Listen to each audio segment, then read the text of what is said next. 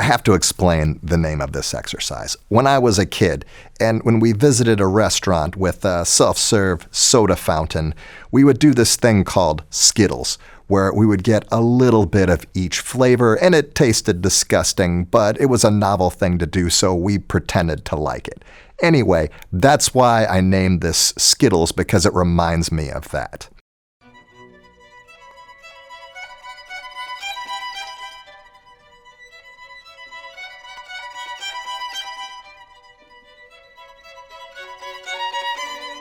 I created this exercise to solve a problem. I do a lot of finger pattern studies in my classroom to improve intonation, and I would really get good results, and all my students would have really good pitch at contests, but there would still be some spots where we would have some intonation errors, and they'd tend to coincide with string crossings. We'd spend a lot of time learning how to cross the strings with the bow, but almost no time teaching the students how to cross strings with the left hand. Students have to rotate their shoulder position and their forearm relative to the string they're playing on. Unfortunately, the more I teach, the more posture and mobility problems I encounter. Students, and probably because they're on their cell phones all the time, round their shoulders forward. And what happens when the rhomboids are always being stretched out? And, they tend to atrophy and they tend to tense up because there's a lot of tension on that muscle when the shoulders are rounded. So what does this do to them in your classroom? They lose quite a bit of scapular retraction. And one of the things that I do in my class is have my students practice breathing, lifting up their shoulders and putting them back to neutral. Hopefully most of them can at least get to neutral shoulders. If not, there's going to be some potential impingement for some of them. And when they try to get good position, like on the G string and C strings for violas, if they try to take that shoulder forward. And if that's the case, we need to do a lot of elbow swings, and get as close to neutral as they can get with the shoulders.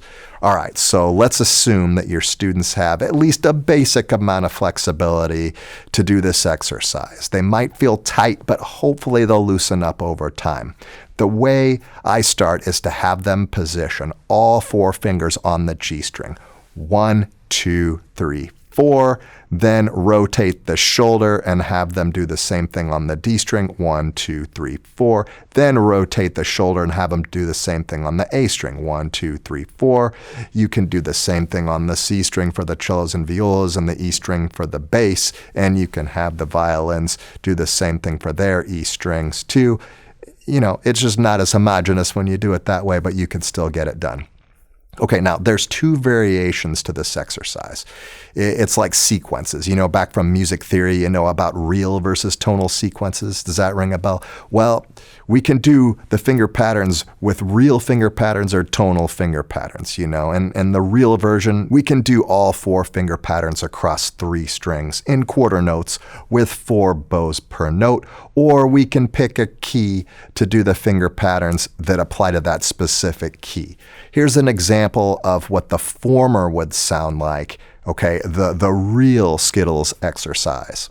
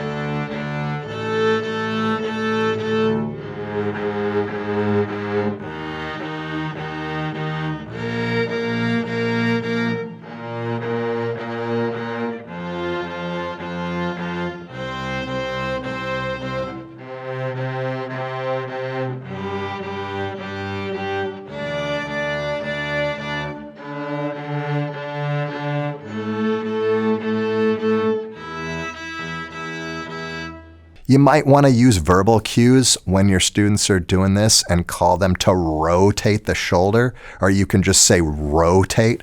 When I just gave a really wordy example and super long explanation of anatomy and all that kind of stuff, I did that for you, but don't do that for your students in the classroom. Just say rotate. I don't know about you, but I only have 50 minutes in my classes and we don't have time for anything like that, unfortunately, so I just say rotate. Next week, I'm going to post a video of one of my class periods and you'll see it's not much time, so we just have to go. Anyway, here's an example of the Skittles exercise within a key, and I'm just going to pick the key of D major. And before we set this up, we might want to ask our students where the patterns are going to be different and on which strings. Ask them where the mistakes are likely to occur, all right? The C sharp on the G string or the G on the D string, where the pattern changes.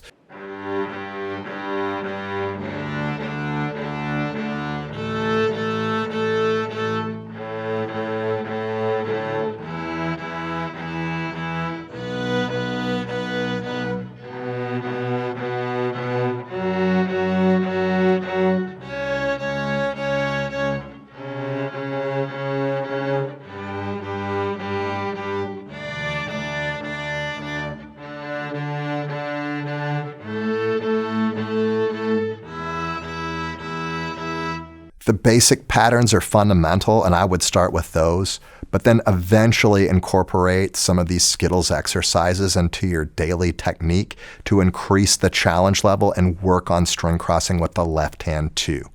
Do you have any weird names for anything that you do in your orchestra classroom? If so, we might get a kick out of it, so leave your strange name or strange thing in the comments section below. And thanks for watching. I'll see you in the next video.